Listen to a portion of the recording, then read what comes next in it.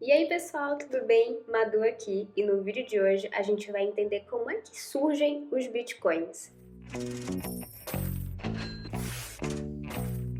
Se você ainda não é inscrito, já se inscreve no canal, dá aquele like e manda o vídeo para um amigo ou um familiar que você gostaria que ele entendesse melhor sobre esse assunto. No vídeo passado eu te expliquei que o Bitcoin é descentralizado, então ele não tem nenhuma instituição ou o Banco Central coordenando ele e muito menos emitindo ele. A gente sabe que o real, o dólar, a moeda fiduciária no geral, ela é emitida pelo Banco Central. Mas se eu não tenho alguém para emitir o Bitcoin, então como é que ele surge? O Bitcoin ele surge por meio da mineração. Eu sei, o nome é alusão ao processo de como é feito o ouro, né, de como é encontrado o ouro, mas esse processo no Bitcoin ele é feito com computadores. E os mineradores, que são quem mineram, né, o Bitcoin, obviamente, eles utilizam computadores específicos chamados ASIC e que realizam uma atividade extremamente específica que é cálculos matemáticos para encontrar um resultado. Só que como é que funciona isso exatamente, né? É importante que para entender isso a gente vá desde o começo no Bitcoin e entender como é que a blockchain funciona. Uma coisa muito importante que você precisa entender é que basicamente os bitcoins eles já existem. No vídeo passado eu te expliquei que existe um limite de unidades de moedas de Bitcoin que serão emitidas até o ano de 2140. Esse número é 21 milhões, então só existirão 21 milhões de unidades de Bitcoin na vida toda no mundo inteiro. E essas unidades elas já existem, só que tecnicamente o papel dos mineradores é viabilizar, né, liberar esses bitcoins para o mercado, enfim, para eles serem usados. E aí, o que acontece, né? Vamos entender um pouquinho como é que funciona a blockchain para a gente poder entender por que os mineradores eles precisam realizar um cálculo matemático com o computador. Quando a gente faz um envio de uma transação, cada transação ela recebe uma identificação que a gente chama de hash. Esse hash ela é um conjunto de palavras, de letras e números. E esse hash, enfim, ele vai identificar cada transação. Dentro da blockchain, os blocos de Bitcoin, eles possuem um tamanho que é o tamanho que eles comportam, né? Quantas transações ele comportam. É que nem o celular. O celular pode ter 16 GB, 256 GB, enfim. No caso do bloco do Bitcoin, ele tem um tamanho médio de 1 megabyte. E aí as transações elas são bem menores do que isso. Então, dentro de um bloco de Bitcoin, eu posso adicionar diversas transações. Cada transação dessa vai possuir um hash diferente. E esse hash ele vai gerar um outro hash que será o hash do bloco. Então, vamos com calma. Você tem o hash da transação e você tem o hash do bloco. São coisas diferentes. Só que eles são correlacionados uns aos outros. Então, assim, eu vou ter várias transações, vários hashes de transação, e esses hashes de transação irão definir o hash do meu bloco. Se eu adicionar ou retirar uma transação, o hash vai mudar e isso vai mudar no final o hash do bloco. Só que foi mal. Só que para validar tudo isso, né, os mineradores eles têm que pegar as transações. Quando você faz uma transação, ela fica esperando ser confirmada para depois ser adicionada à rede e então validada, né, e adicionada no bloco, então registrada na blockchain. E aí, o que o minerador ele tem que fazer basicamente? Ele pega as transações, coloca dentro do bloco e aí depois ele realiza esse cálculo matemático que faz, se esse cálculo matemático estiver correto, obviamente, ele tem o poder de registrar aquele bloco na blockchain e aí ele ganha uma recompensa por isso. Os mineradores eles recebem um prêmio que hoje, atualmente, é de 6,25 bitcoins.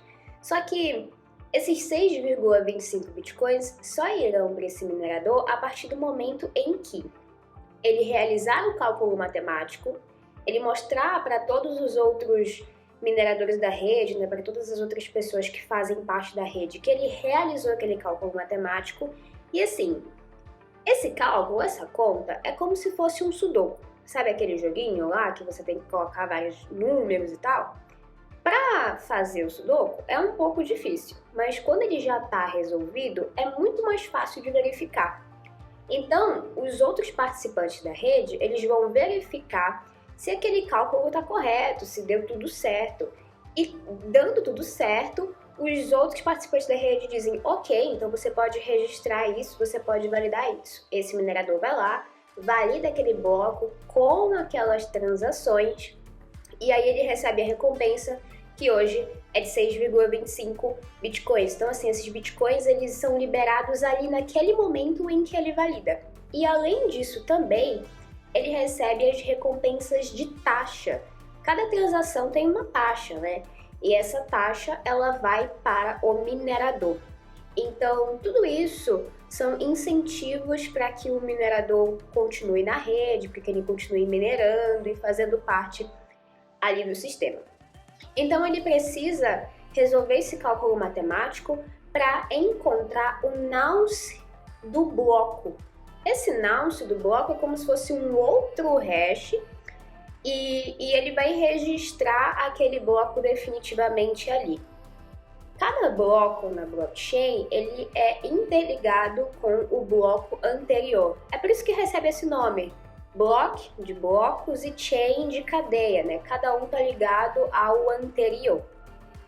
O objetivo da mineração é tecnicamente liberar esses bitcoins, mas além disso é fazer a rede ser segura, porque esses mineradores eles precisam realizar esse cálculo matemático, validar isso, registrar na blockchain. Se alguma coisa estiver errada, os outros vão perceber, vão avisar e aí eles têm que fazer tudo de novo até dar certo. Isso acontece porque como o Bitcoin é uma moeda digital, ela poderia ser facilmente replicável. Então, o objetivo da mineração, além de liberar esses bitcoins no mercado, é evitar o que a gente chama de gasto duplo. Eu acho que eu falei já do gasto duplo por aqui.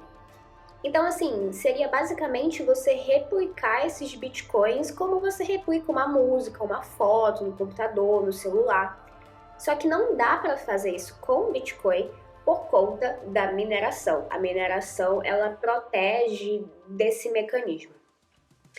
E bom, eu esqueci de falar para vocês que todo esse processo que o minerador faz de ir lá, achar o nonce, registrar, tudo isso que ele faz se chama prova de trabalho ou Proof of Work. É um tipo de mecanismo de consenso dentro da blockchain, né? A blockchain ela é descentralizada e todo sistema descentralizado ele precisa de um mecanismo de consenso para que ele funcione de maneira correta. O do Bitcoin é a prova de trabalho, no caso, o Proof of Work. Quando o primeiro bloco de Bitcoin foi gerado, o bloco Gênese, que eu te falei no último vídeo que foi o Satoshi Nakamoto que minerou, ele utilizou um computador normal, uma CPU, né? Um computador tipo esse aqui que eu estou usando para gravar esse vídeo. Só que ao longo do tempo, outras pessoas foram entrando na rede, foram fazendo parte do ecossistema e essa atividade, a mineração, ela se desenvolveu. Por quê? O Bitcoin, ele se ajusta de acordo com o número de pessoas ali que fazem parte da rede. Então, a mineração, a cada 14 dias, em média, ela faz um ajuste de dificuldade. Então, dependendo do número ali de poder computacional que está sendo empregado na rede, essa dificuldade ela pode aumentar ou diminuir. E hoje, como eu te falei, são utilizadas ASICs, mas antes de serem utilizadas ASICs, outros dispositivos já foram usados. Então, passou da CPU, foi para GPU, foi para FPGA. Só que ao longo do tempo, muita gente foi entrando nesse ecossistema, a rede precisou se ajustar e hoje ela é bem difícil.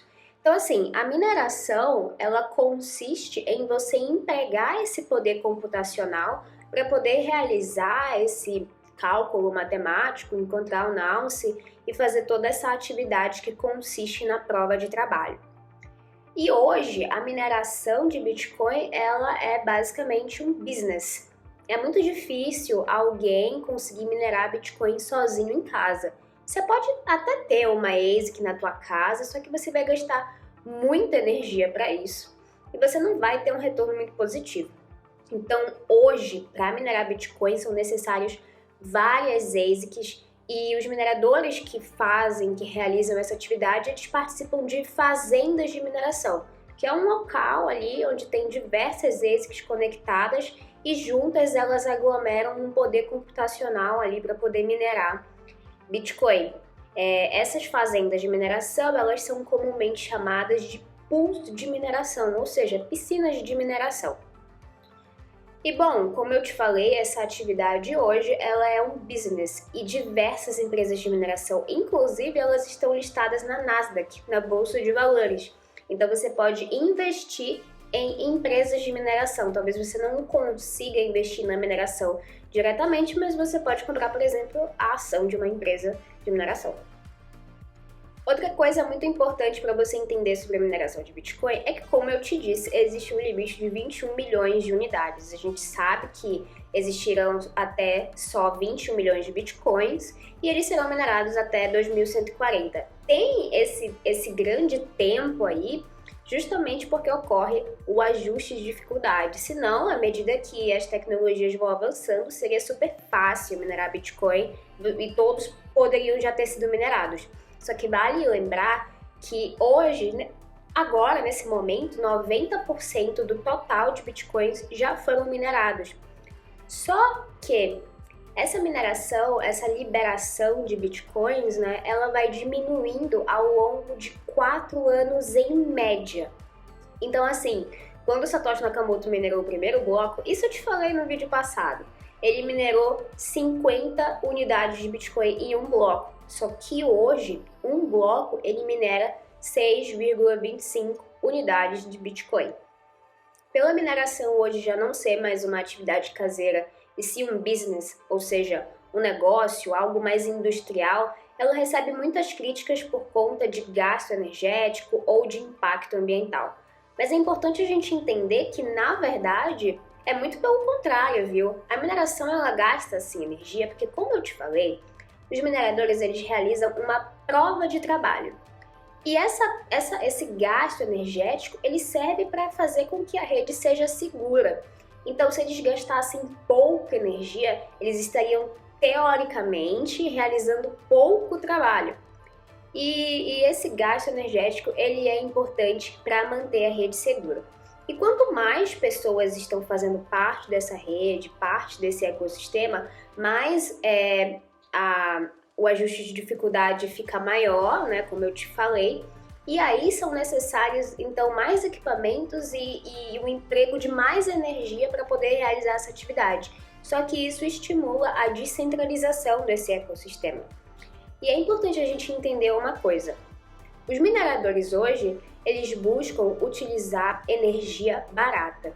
Para os mineradores, eles precisam de 3 coisas assim muito essenciais, que é energia barata, uma localização boa e infraestrutura, Então, assim, a principal coisa que eles precisam para fazer com que o retorno sobre o investimento que eles vão fazer em todo esse processo seja positivo é que eles tenham um custo energético baixo. E como é que eles têm um custo energético baixo, no caso? Encontrando energia renovável, mas principalmente o que os mineradores de Bitcoin fazem hoje é consumir excedente de energia. Então, assim, no mundo inteiro existe um problema de distribuição energética. Então, os grandes polos de energia, eles ficam geralmente localizados longe dos grandes centros consumidores. E existe um gasto muito grande e perda também realizada no processo de distribuição e transporte dessa energia. Então, durante esse processo de distribuição energética, muita energia é perdida. E também, hoje, as indústrias de óleo e gás, elas não conseguiram mitigar o problema da queima do excedente de energia que eles produzem. Então, as indústrias de óleo e gás, as indústrias de petróleo, né, elas queimam energia, que é o excedente que elas não conseguem utilizar de maneira doméstica ou industrial, não conseguem vender, e elas acabam queimando isso elevado para a atmosfera.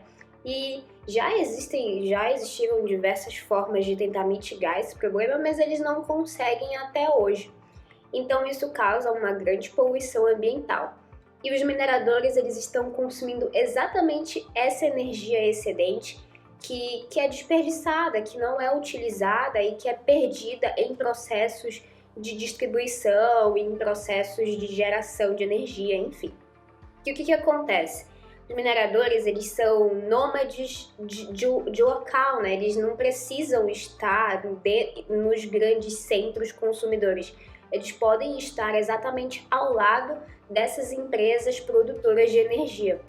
Então, eles diminuem gastos com transporte e distribuição e eles também consomem aquela energia excedente que aquela empresa não conseguiu vender, não conseguiu transportar. E no caso das indústrias de óleo e gás, que queimam essa energia no processo de flaring, os mineradores conseguem comprar esse excedente de maneira mais barata, porque como essas empresas não têm para quem vender, então eles, para não jogar isso no meio ambiente, eles vendem mais barato para os mineradores. E os mineradores conseguem consumir esse excedente em loco, ou seja, no local. Eles podem montar a infraestrutura deles perto dessas empresas geradoras de energia e eles não precisam gastar com transporte, por exemplo. Então, sim, o Bitcoin ele consome muita energia, mas ele vem tentando, desde quando ele surgiu, mitigar esse consumo e esse impacto de energia. Para você ter uma ideia, só nos Estados Unidos, a energia que é desperdiçada no processo de distribuição e transporte pode alimentar a rede do Bitcoin cerca de 5 vezes. Isso só nos Estados Unidos, imagina no mundo inteiro. E o que o Bitcoin consome hoje não é nem perto do que o sistema financeiro inteiro tradicional consome em energia por ano. Então o Bitcoin, a mineração de Bitcoin, ela está cada vez mais utilizando energia mais limpa, renovável e contribuindo com as produtoras de energia para mitigar os problemas que hoje elas não conseguem. Então, só recapitulando aqui esse vídeo, a mineração de bitcoins é o processo de geração de bitcoins, onde os mineradores eles empregam poder computacional para realizar uma prova de trabalho, que consiste num cálculo matemático. E a cada 4 anos, em média, a emissão de Bitcoin é reduzida pela metade, em um processo que a gente chama de halving. A mineração, ela consome sim muita energia, mas ela vem trabalhando para mitigar isso. E hoje você não consegue mais minerar em casa porque essa atividade já se tornou uma atividade industrial, é um business e você consegue inclusive comprar ações de mineradoras na bolsa de valores. Espera um pouco, baby, abri o white paper, fica difícil de enxergar com os meus olhos de laser. Eu sou um cypherpunk, eu tô de Nike Dunk.